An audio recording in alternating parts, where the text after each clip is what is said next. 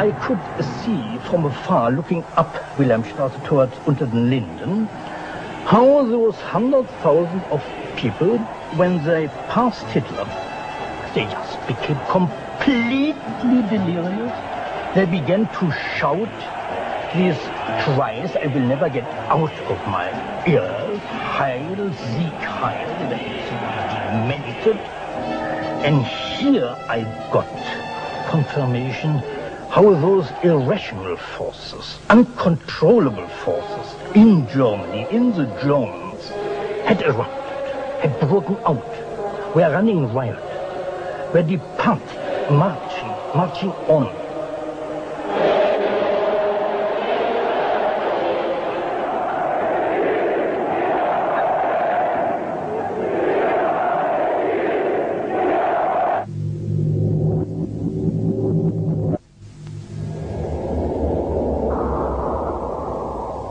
And in America too, democracy was under threat from the force of the angry mob. The effect of the stock market crash had been disastrous. There was growing violence as an angry population took out their frustration on the corporations who were seen to have caused this disaster. Then, in 1932, a new president was elected who was also going to use the power of the state to control the free market. But his aim was not to destroy democracy, but to strengthen it. And to do this, he was going to develop a new way of dealing with the masses. I am prepared, under my constitutional duty, to recommend the measures that a stricken nation in the midst of a stricken world may require. But in the event that the national emergency is still critical, I shall not evade the clear course of duty that will then confront me. I shall ask the Congress for the one remaining instrument to meet the crisis: broad executive power.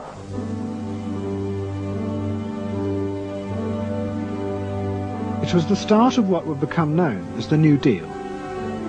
Roosevelt assembled a group of young technocrats and planners in Washington. He told them that their job was to plan and run giant new industrial projects for the good of the nation. Roosevelt was convinced that the stock market crash had shown that laissez-faire capitalism could no longer run modern industrial economies. It had become the job of government. Big business was horrified, but the New Deal attracted the admiration of the Nazis, especially Joseph Goebbels. Wir betrachten die wirtschaftliche Entwicklung in Amerika mit dem allergrößten positiven Interesse. Und wir sind dort der festen Überzeugung, dass Präsident Roosevelt und seine Berater auf dem richtigen Wege sind. Es handelt sich in der Tat um das größte wirtschaftliche und soziale Problem aller Zeiten. Die vielen Millionen Arbeitslosen, die ihre Plätze an den Maschinen und in den Kontoren verloren haben, wieder an ihre alten Arbeitsstellen zurückzuführen.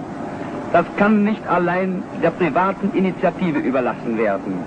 Ausschlaggebend ist, dass die öffentliche Hand mit positiven Maßnahmen eingreift.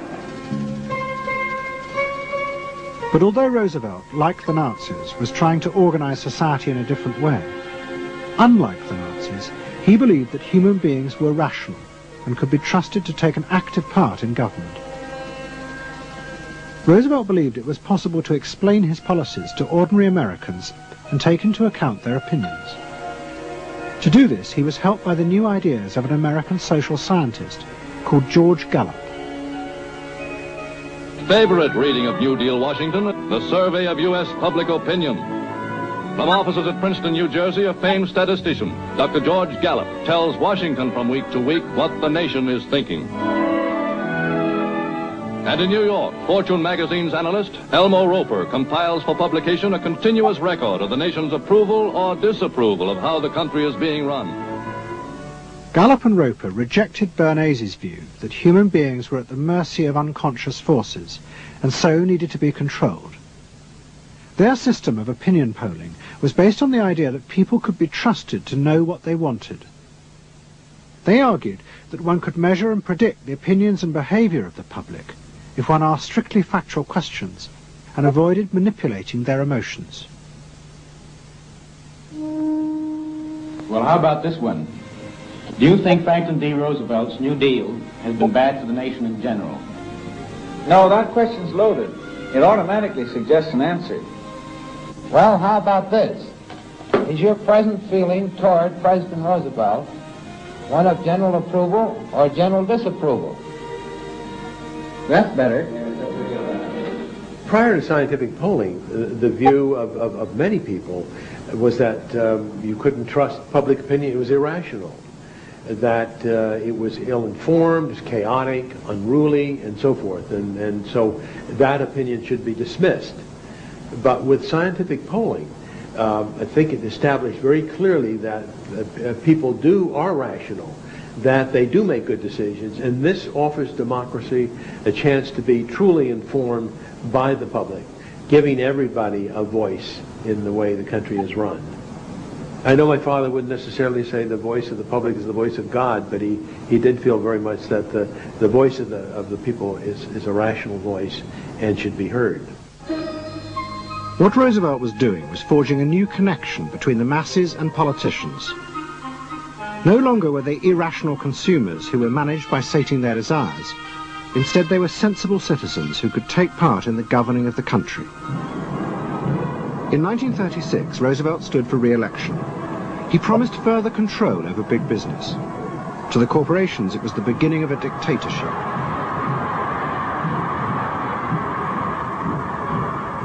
Roosevelt interferes with private enterprise and is running the country into debt for generations to come.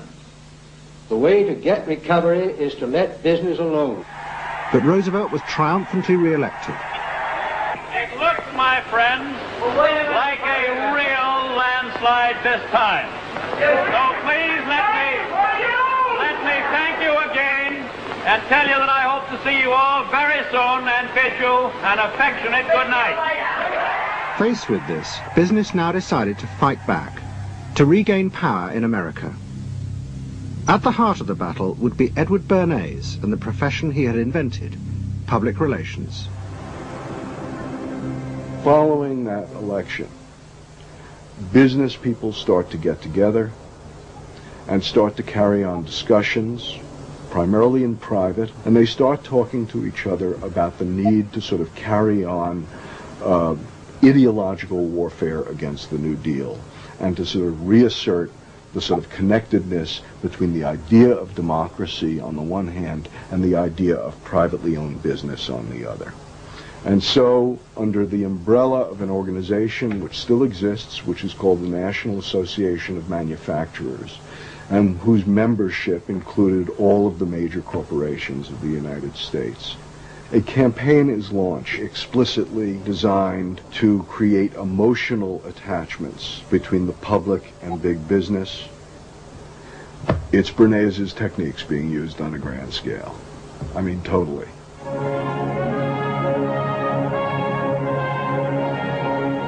General Motors' Parade of Progress, traveling the high roads and by roads of America, bringing to millions of Americans in their own hometown the fascinating story behind modern industry, showing... The campaign set out to show dramatically that it was business, not politicians, who had created modern America. A better mode of living for all of us. Bernays was an advisor to General Motors, but he was no longer alone. The industry he had founded now flourished as hundreds of public relations advisors organized a vast campaign. They not only used advertisements and billboards, but managed to insinuate their message into the editorial pages of the newspapers. It became a bitter fight. In response to the campaign, the government made films that warned of the unscrupulous manipulation of the press by big business. And the central villain was the new figure of the public relations man.